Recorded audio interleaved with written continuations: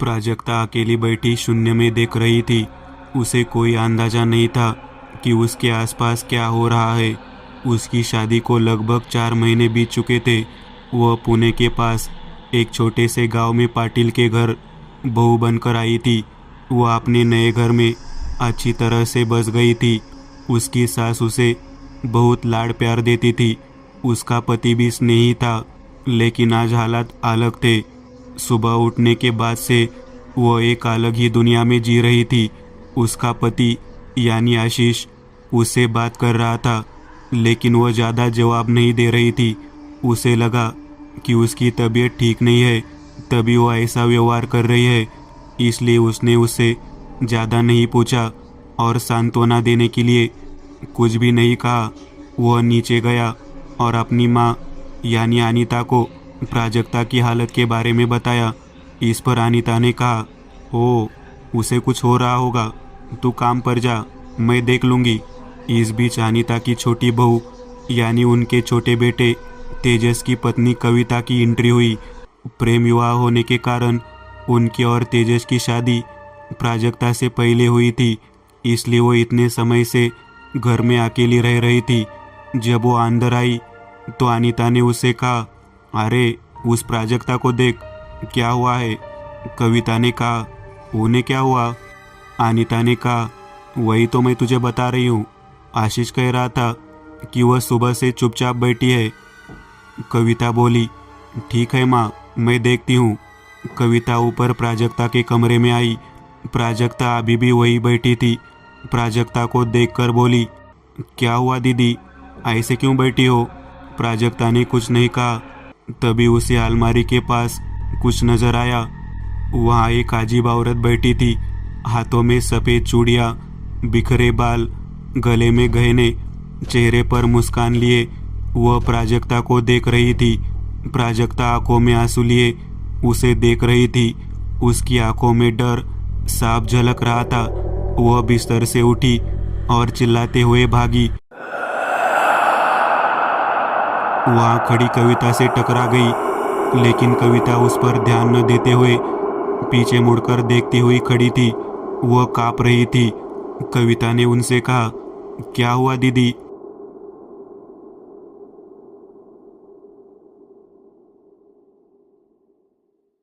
आप क्या देख रही हो वहाँ? प्राजक्ता ने उंगली दिखाकर कहा, वो औरत। कविता ने कहा, कौन औरत? मुझे तो दिखाई नहीं दे रही। प्राजक्ता कुछ नहीं बोली।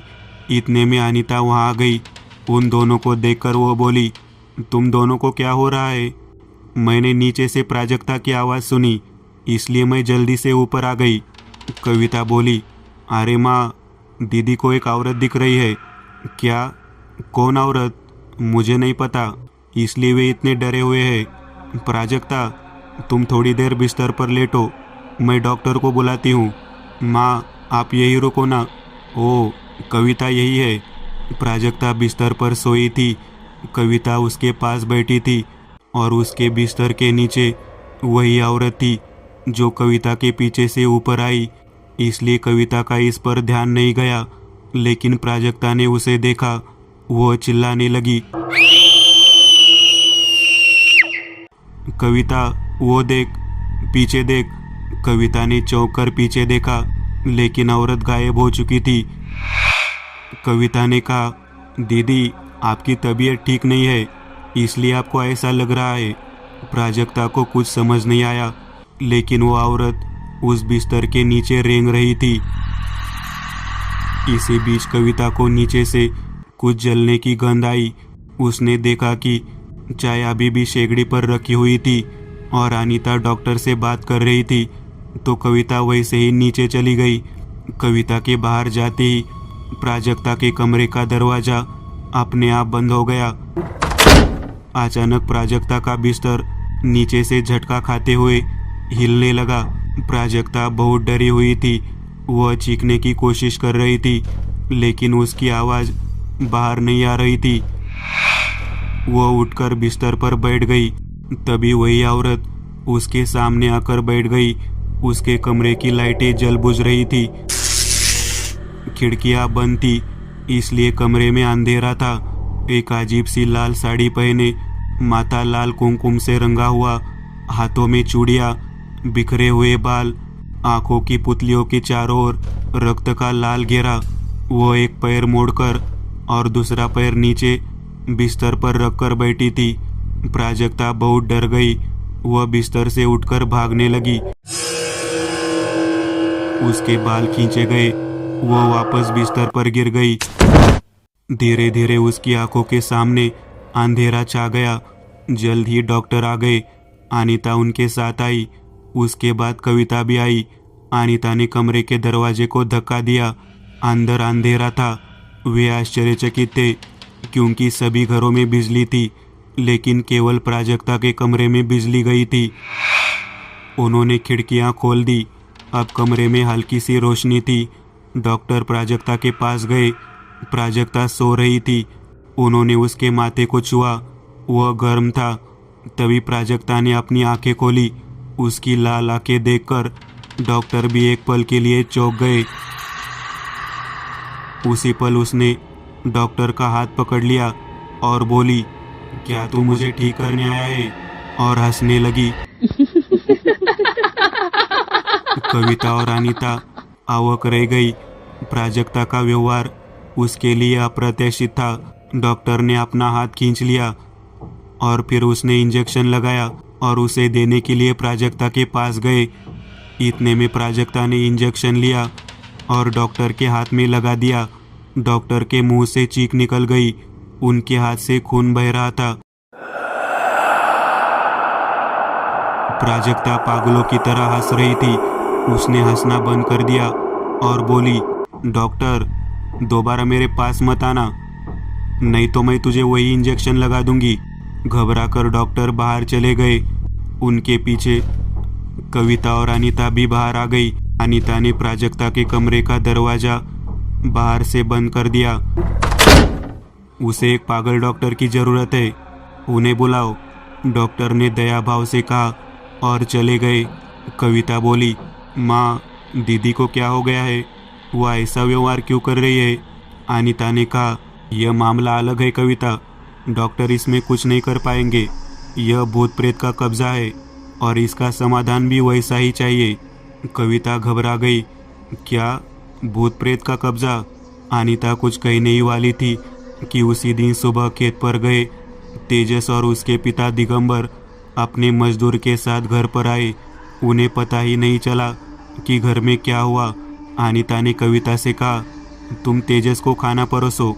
इसके बाद अनीता, दिगंबर और उनका मजदूर मोहन बाहर चले गए और बाहर आंगन में बैठकर अनीता ने उन्हें पूरी घटना बताई।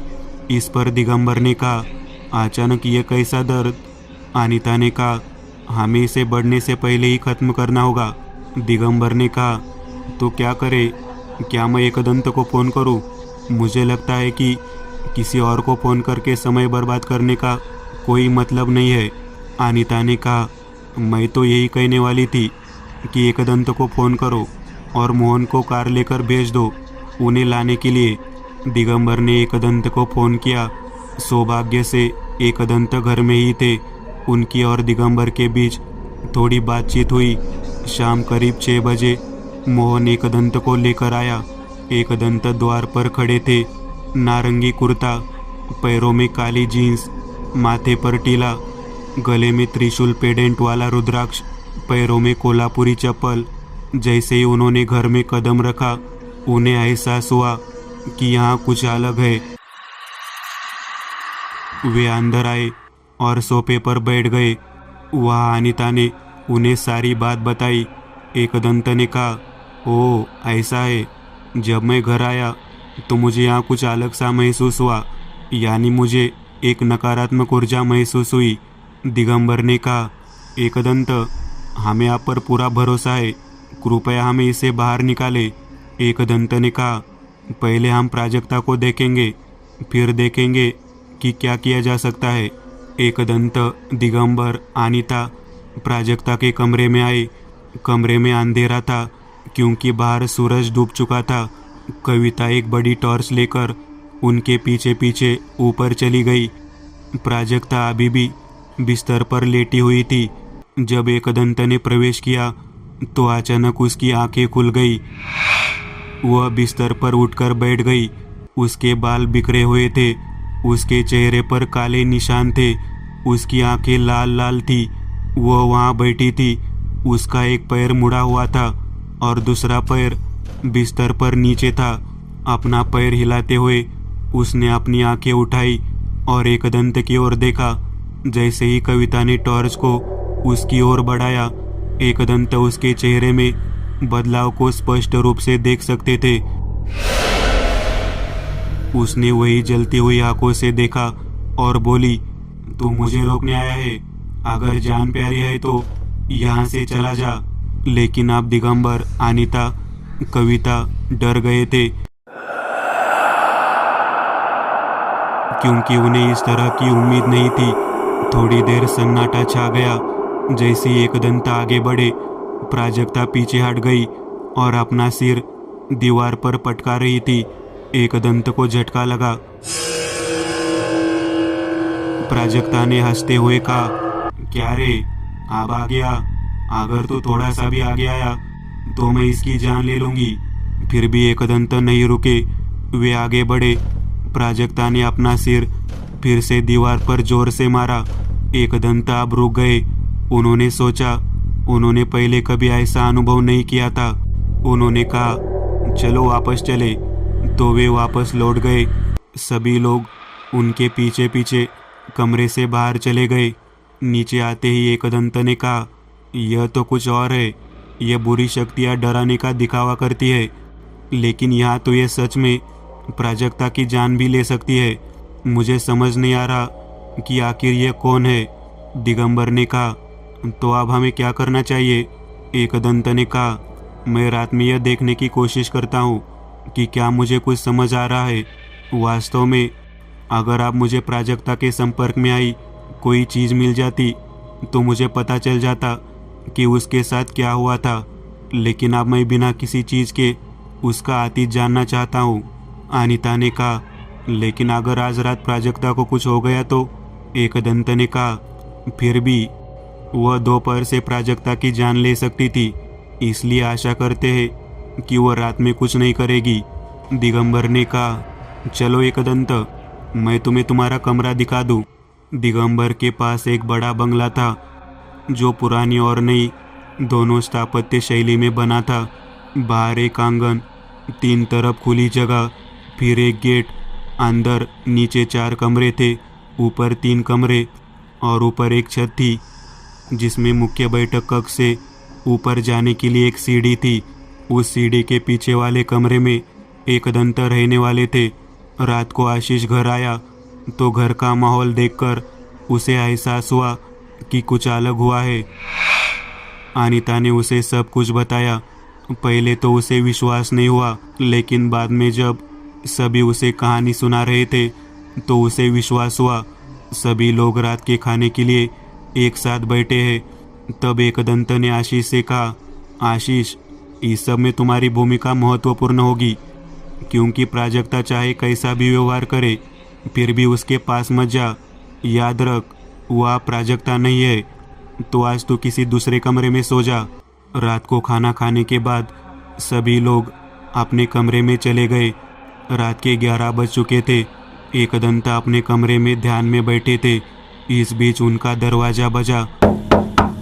वे उठे और सावधानी से कमरे का दरवाज़ा खोला। अनीता दरवाजे पर खड़ी नीचे देख रही थी। एकदंत ने कहा, अनीता, तुम इस समय? अनीता ने सिर उठाया। आंखें लाल थी। एकदंत समझ गए, लेकिन तभी अनीता ने अपने हाथ में लिए चाकू से एकदंत पर वार कर दिया। एकदंत सावधान होकर तुरंत पीछे हट गए, लेकिन जैसे ही चाकू की नोक उनके कंधे पर लगी, उनका कुर्ता वहीं से फट गया और थोड़ा खून निकल आया। लेकिन उन्होंने सावधानी से रुद्राक्ष को अपने गले से उतारकर अनीता की ओर फेंक दिया। अनीता पीछे हट गई और अंधेरे में गायब हो गई। एकदंत ने झट से लॉकेट उठाया और गले में डाल दिया। अभी अभी यह घटना उनके लिए दूसरा झटका थी। उन्होंने बैग से खाने के जल की बोतल निकाली और बाहर आ गए। उन्हें अंदाजा हो गया कि अनीता यही कहीं होगी। उन्होंने दौड़कर सारे बटन दबा दिए। वैसे ही हॉल की सारी लाइटें जल उठी। एकदंत की नज़र पूरे हॉल में घूम रही थी और अचानक एक जगह रुक गई। हॉल में एक अलमारी पर अनीता बैठी है, एक पैर नीचे और दूसरा पैर झुका हुआ। देखकर एकदंत को एहसास हुआ कि यह वही आत्मा है जो प्राजक्ता के शरीर में इतने लंबे समय से थी। अनीता मुस्कुरा रही थी। मुस्कुराना बंद कर बोली, मैंने तुझे कहा था चला जा, लेकिन तूने नहीं सुना। यह कहकर वह रुकी और बड़े तेजी से नीचे कूद पड़ी और अगले ही क्षण वह एकदंत के सामने थी। इससे पहले कि वे कुछ कर पाते, जैसे ही एकदंत ने अनीता पर खाने का जल छिड़का, वह नीचे गिर गई। इस बीच दिगंबर और आशीष वहां आए। अनीता को इस तरह लेटे हुए देखकर वह चौंक गए।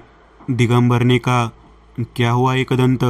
एकदंत ने कहा, वह आत्मा अब अनीता के शरीर में थी। उसने मुझ पर भी हमला किया। मुझे नहीं पता कि वास्तव में क्या हो रहा है।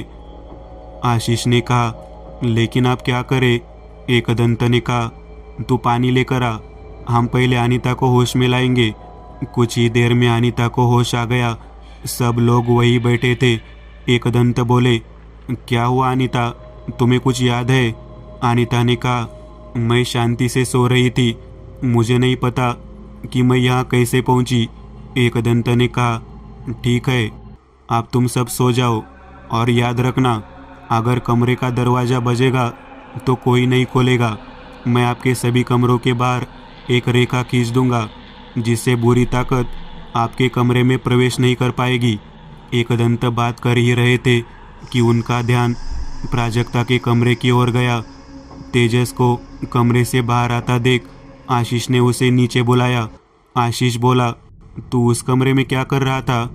तेजस ने मुस्कुराते हुए कहा, मैं तुझे क्यों बताऊं? क्या तू जानता है कि तू किस बारे में बात कर रहा है? एकदंत को संदेह हुआ। उन्होंने तेजस के शरीर पर खाने का पानी छिड़का, जिससे वह चिल्लाया और बेहोश हो गया। एकदंत ने कहा, यह आत्मा हमारे साथ खेल रही है, लेकिन अब उसने आशीष और तेजस के बीच झगड़ा पैदा करने की कोशिश की। अगर मैं समझ नहीं पाता तो यह विवाद और बढ़ जाता।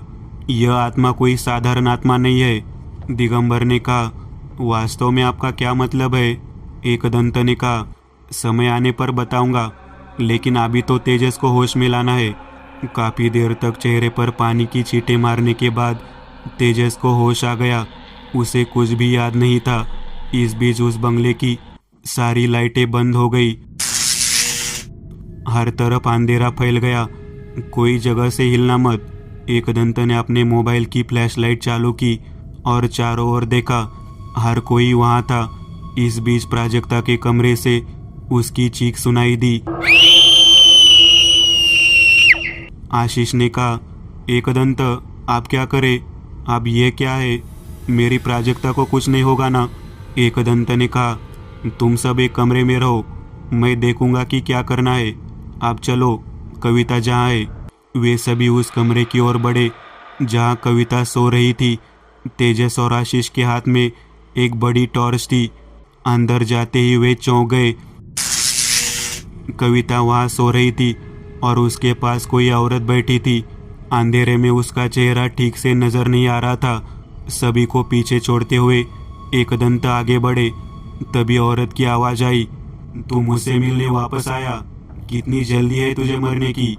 जैसे एकदंत उस पर खाने का जल छिड़कने ही वाले थे कि वह आकृति एकदंत की ओर दौड़ पड़ी। उसने एकदंत को धक्का दिया और बाहर चली गई। एकदंत नीचे गिर गए। खड़े होकर उन्होंने कहा, तुम इसी कमरे में रहो, मैं दरवाजे पर कुमकुम से एक रेखा खींचने जा रहा हूँ, उसे पार करके बाहर मत आना। उस कमरे के सामने एक रेखा खींचते हुए एकदंत प्राजक्ता के कमरे की ओर बढ़े। रात के 2 बज चुके थे। जैसे ही वे सीढ़ियाँ चढ़ रहे थे, उन्हें पीछे से एक आवाज़ सुनाई दी। वही महिला सीढ़ियों से ऊपर भाग रही थी।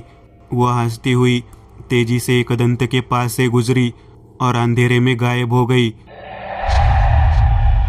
एकदंत पर एक के बाद एक प्रहार हो रहे थे। वह आत्मा एकदंत के साथ खेल रही थी। एकदंत प्राजक्ता के कमरे के पास पहुंचे। उन्होंने दरवाजा खोला और अंदर आ गए। उन्होंने सबसे पहले अपनी टॉर्च को बिस्तर की ओर घुमाया। प्राजक्ता को वहां सोता हुआ देखा। वह अंदर आ गए। पीछे दरवाजा बंद हो गया। वही औरत दरवाजे पर दीवार से चिपक कर खड़ी थी। एकदंत को पता नहीं था वह ठीक उनके पीछे थी। वे धीरे धीरे प्राजक्ता के बिस्तर के पास पहुंचे। उसे सामने ढूंढ रहे थे। औरत उनके ऊपर मंडरा रही थी। उसकी नजरें एकदंत पर टिक गई। जैसे ही वह कुछ करने वाले थे, वह उनके दाहिने हाथ पर कूद पड़ी। एकदंत नीचे गिर गए। उनके हाथ में मौजूद पानी की बोतल गिरकर बिस्तर के नीचे चली गई। इसी बीच किसी ने एकदंत का पैर पकड़ लिया। वह देख नहीं सके, लेकिन एकदंत ने अनुमान लगा लिया कि यह वही औरत है और वह उन्हें दीवार की ओर खींच रही थी। एकदंत ने अपने गले से रुद्राक्ष उतारकर उसकी ओर फेंक दिया। इस प्रकार वे मुक्त हो गए। वह उठे और उस रुद्राक्ष को फिर से लेने गए, लेकिन वह वापस हवा में उछल गए। वह बिस्तर के ठीक बगल में गिर गए। इतने में प्राजक्ता उठ बैठी। अपने पैर फैलाए हुए, अपने बाल चेहरे पर गिराते हुए उसने अपना सिर घुमाया और मुस्कुराते हुए एकदंत की ओर देखा और अगले ही पल वह उनकी छाती पर बैठी थी और कहा, क्या रे, तूने क्या सोचा?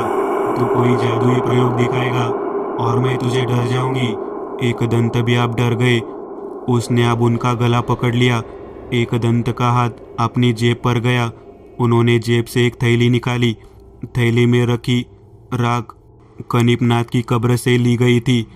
थैली को जैसे तैसे एक हाथ से खोला और थैली में रखी राख उसके शरीर पर फेंक दी।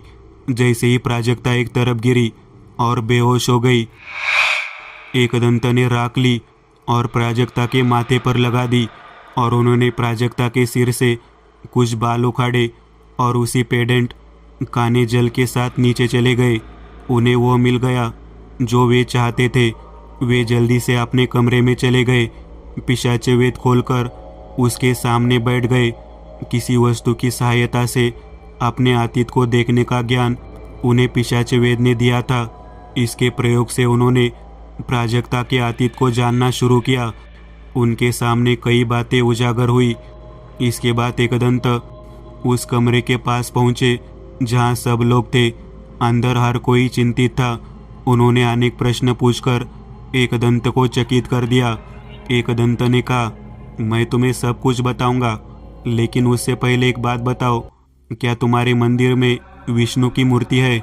अनीता ने कहा, हाँ, हमारे पास एक पीढ़ीगत मूर्ति है जिसके सिर पर शेषनाग है। एकदंत ने कहा, बहुत बढ़िया, मैं यही चाहता था अनीता। तुम मुझे देवता की मूर्ति दे दो, बाकी सभी लोग यही प्रतीक्षा करें।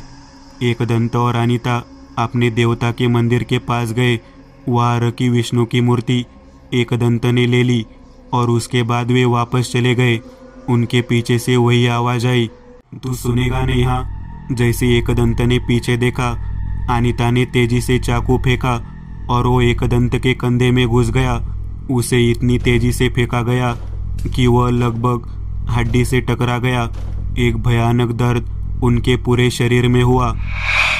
वे झटके से पीछे हट गए, लेकिन रास्ते में उन्होंने अपने हाथ में लिया काना जल अनीता पर छिड़क दिया और वह गिर पड़ी।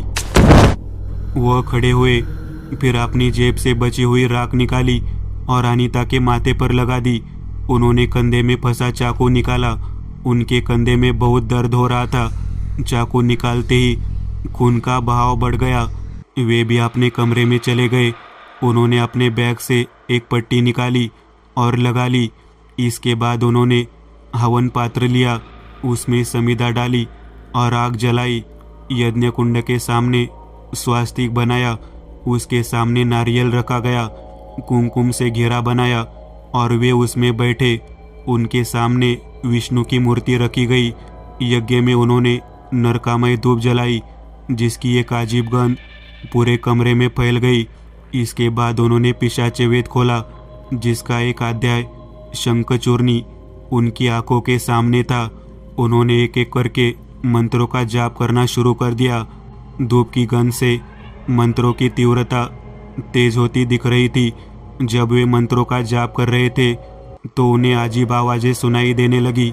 आकृति उनके चारों ओर घूमने लगी। उसने कई बार एकदंत के करीब जाने की कोशिश की, लेकिन वह उस अखाड़े को पार नहीं कर पाई। एकदंत ने पिशाच वेद के मंत्र के अनुसार विष्णु का आह्वान किया। सभी मंत्र समाप्त होने के बाद घूमती हुई आकृति स्वस्तिक के पास रुक गई। वह अभी भी एकदंत को क्रोध से देख रही थी। एकदंत ने उससे कहा, तूने क्या सोचा? तू मुझे इस तरह डराएगी और मैं चला जाऊंगा? वास्तव में मैंने तुम्हारी ताकत देखी है। अब मैं तुम्हें सूरजो चंद्रमा की तरह अपना गुलाम बना सकता हूँ, लेकिन मैं ऐसा नहीं करना चाहता। आखिरकार उसने अपना आखिरी हथियार, हाथ की चूड़ी उठाई। उसने चूड़ी एकदंत की ओर फेंकी, लेकिन एकदंत ने बीच में ही विष्णु की मूर्ति पकड़ ली। चूड़ी वही जल गई। अब एकदंत ने उस पर काने के जल का पानी छिड़का। वह कांपने लगी। वह उस स्वस्तिक से बाहर नहीं निकल पा रही थी। उसकी ताकत कम हो गई। एकदंत ने निम्नलिखित मंत्रों का जाप करना शुरू किया। काफ़ी देर तक मंत्र जाप करने के बाद वह उठे और एक नींबू काटकर नारियल पर फेंक दिया। वह स्त्री उस नारियल में समा गई।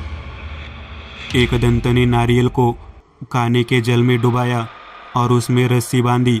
नारियल को विष्णु की मूर्ति के सामने रखा और वे बाहर आ गए। बंगले में बिजली थी।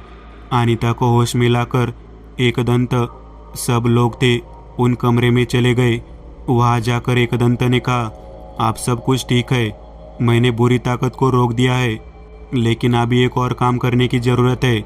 दिगंबर ने कहा, वो क्या एकदंत? केवल कविता ही ये काम कर सकती है। कविता ने असमंजस में कहा, क्या? मैं क्या कर सकती हूँ? वो कील निकालो जो तुमने गाड़ दी है। कविता ने चौंकते हुए कहा, कैसी कील? मुझे नहीं पता। कविता, मैं सब समझता हूँ। तूने और सूरजो चंद्रमा ने क्या किया है, मैं सब जानता हूँ। कविता एकदंत के पास गई और बोली, मैं वो कील हटा दूंगी, और वो बाहर चली गई। एकदंत ने कहा, आशीष, तुम ऊपर जाओ और प्राजक्ता को जगाओ और उसे नीचे लाओ। चलो, हम सब हॉल में बैठते हैं, सुबह होने वाली है।